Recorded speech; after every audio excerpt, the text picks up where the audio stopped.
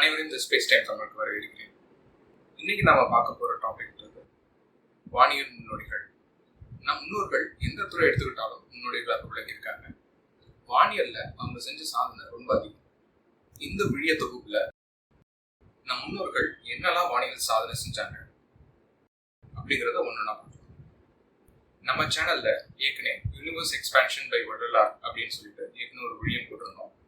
அந்த விழியத்துல நம் பிரபஞ்சத்துல கிராவிட்டியும் இருக்கு, அதே மாதிரி எக்ஸ்பான்ஷனும் இருக்கு அப்படிங்கிறத நம் வள்ளலார் சொல்லியிருந்தாரு.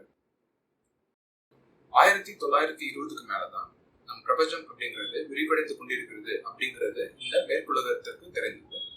ஆனா நம் முன்னோர்களுக்கு இந்த பிரபஞ்சம் அப்படிங்கிறது விரிவியலையும் கொண்டுள்ளது, அணைவியலையும் கொண்டுள்ளது அப்படிங்கிறது நம்ம காலங்காலமா தெரிஞ்ச ஒரு விஷயம். அதற்கு ஒரு நல்ல ஒரு எடுத்துக்காட்டு தான் வெளியிடை பகுதியின் விரிவியல் அணைவியல் அழிவுற அமைத்த அருட்பெருஞ்சோதி அப்படிங்கிற நம் வள்ளலாரின் பாட்டு. 1900க்கு முன்னாடிலாம் நம் பிரபஞ்சம் அப்படிங்கிறது நிறைய கேலக்சினால் ஆனது. ஒரு கேலக்சிலையும் நிறைய நட்சத்திரங்களும் நட்சத்திர கூட்டங்களும், அதாவது சோலார் சிஸ்டம் இருக்கும் அப்படிங்கிற கான்செப்டே அப்படிங்கிற தெளிவு மேற்குலகத்துக்கு கிடையாது. ஆனா நம் முன்னோர்களுக்கு இந்த பிரபஞ்சம் அப்படிங்கிறது நிறைய கேலக்சியால் ஆனது அப்படிங்கிறது நல்லாவே தெரியும். அதற்கு வள்ளலாரின் ஒரு பாட்டு கூட எடுத்துக்காட்டாக எடுத்துக்கலாம். என் தர முடியாத இலங்கிய பட்பல அண்டமும் நிறைந்தொழில் அருட்பெருஞ்சோதி அப்படிங்கிற பாட்டு மூலியமாக இந்த பிரபஞ்சத்துல பல அண்டங்கள் இருக்கிறது, அதாவது எண்ணவே முடியாத அளவுக்கான அண்டங்கள் இருக்கிறது அப்படிங்கிறத நம்மளால புரிஞ்சுக்க முடியுது. இப்படி வானியல்ல எல்லாரை விட நம் முன்னோர்கள் ரொம்ப முன்னோடிகளாக இருந்திருக்கிறாங்க. இந்த சீரீஸ்ல நாம இந்த விடயத்துல என்ன பார்க்க போறோம் அப்படின்னா, இந்த யூனிவர்ஸுக்கு அண்ட சராசரம் அப்படிங்கிற ஒரு பெயர் இருக்கு. சராசரம் அப்படின்னா என்ன அப்படிங்கிறத இந்த விடயத்துல பார்க்கலாம். வாங்க விடயத்துக்குள்ள போகலாம்.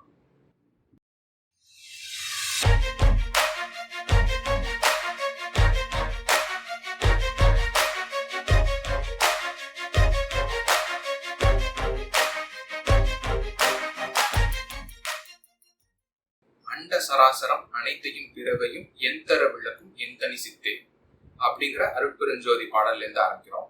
இதுல முக்கியமா பார்க்க வேண்டிய அந்த ஒரு வார்த்தையின் அர்த்தம் என்ன அப்படின்னா, அண்ட சராசரம். சராசரம் என்றால் என்ன அப்படிங்கறதா இந்த விடயத்துல பார்க்க போறோம். சராசரம் அப்படிங்கிறது பொதுவாக இந்த யூனிவர்ஸுக்கான ஒரு வார்த்தை. இந்த சராசரத்தை பிரித்தால் என்ன வரும்னா, சரம் அசரம் இது ரெண்டும் சேர்ந்ததுதான் சராசரம். பொதுவான இந்த வார்த்தைக்கான அர்த்தம், சரம் என்பது அசைவு அப்படிங்கிற பொருள்படும், அசரம் அப்படிங்கிறது அசையாத அப்படிங்கிற பொருள்படும்.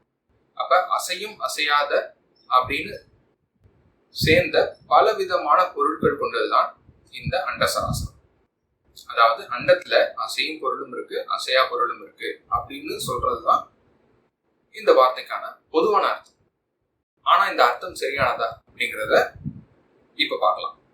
அசையும் அசையா பொருட்களை கொண்டது அண்டம். இப்போ ஒரு சோலார் சிஸ்டம் எடுத்துக்கலாம். இந்த சோலார் சிஸ்டத்துல எது அசையும் பொருள்? எல்லாமே அசைகின்ற பொருள் தான். இப்ப எது அசையாத பொருள்? நம்மளோட பூமி பகுதி எடுத்துக்கிட்டோம்னா, பூமி பகுதியில பலவிதமான மலைகள் இருக்கின்றன.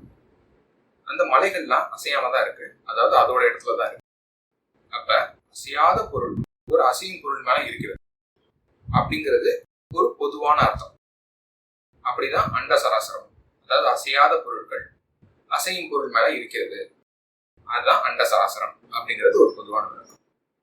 ஆனா இந்த மலை அசையாமல் இருக்கு அப்படிங்கறத எப்படி சொல்லலாம்? அது ஒரு ரெஃபரன்ஸ் வச்சுதான் சொல்ல முடியும். நம்ம அந்த மலைக்கு பக்கத்துல போனா நம்மளும் அசையாம நிக்கிறோம், அந்த மலையும் அசையாம நிற்கிறோம். அப்ப நம்மளை பொறுத்து அந்த மலை அசையாமல் இருக்கு அப்படிங்கிறத சொல்லலாம். ஆனா அந்த மலை எது மேல இருக்கிறது? பூமி மேல இருக்கிறது. பூமி தன்னைத்தானே சுத்தி கொண்டுதான் இருக்கு. அது இல்லாம சூரியனை சுத்திக்கிறது. சூரியன் நம்ம கேலக்சியை சுத்திக்கிறது, கேலக்சியோட மையத்தை சுத்திக்கிறது. அதே மாதிரி கேலக்சி எங்கேயோ போய் கொண்டிருக்கு.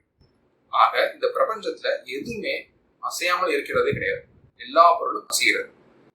அசையா பொருள் அப்படிங்கிறது யூனிவர்ஸ்ல இல்லாத பொழுது எப்படி நம்ம சராசரம் அப்படிங்கிறது அசையும் அசையா பொருள் சேர்ந்தது அப்படின்னு எதை சொல்றோம்?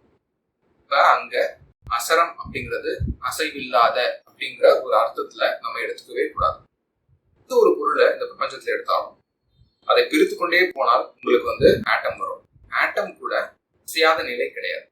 ஏன்னா ஆட்டம்ல கூட எலக்ட்ரான்ஸ் புரோட்டான்ஸை சுத்தி கொண்டே இருக்குது. ஒரு கிளவுட் மாதிரி சுத்தி கொண்டே இருக்கு. புரோட்டான்ஸ் கூட அசையாமல் இருக்கல. புரோட்டான்ஸ்க்குள்ள பாத்தீங்க அப்படின்னா 3 விதமான குவார்க் இருக்கு. அந்த குவார்க்கு தன்னைத்தானே கொண்டும் மோதிக்கொண்டும் தன்னைத்தானே இழுத்துக்கொண்டும் அசைந்து கொண்டே இருக்கின்ற ஒரு பொருள்.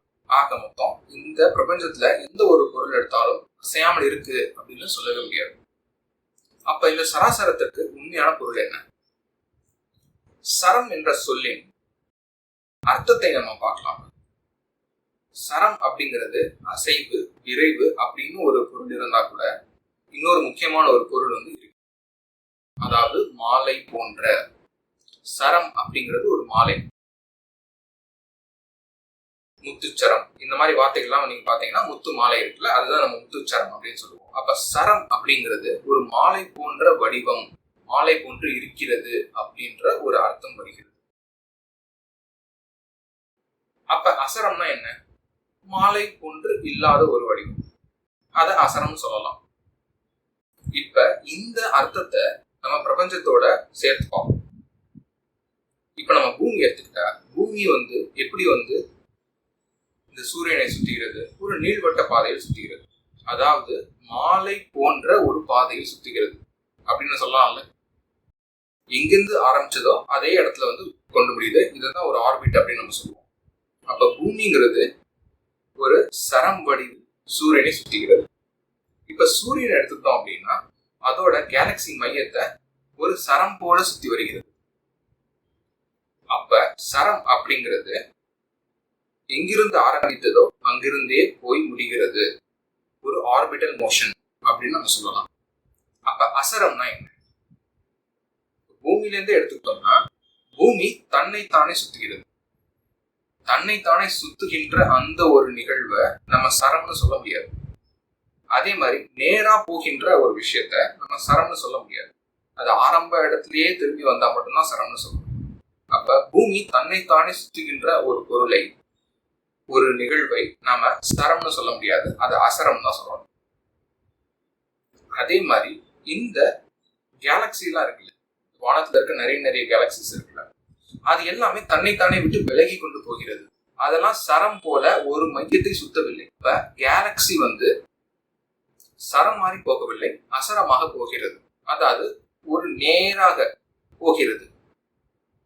அப்ப இந்த நேரா இல்ல தன்னைத்தானே சுத்துகின்ற அந்த விதமான ஒரு அசைவும் சரம் போன்ற ஆர்பிட்டல் போன்ற உள்ள ஒரு அசைவும் சேர்ந்ததுதான் சராசரம்.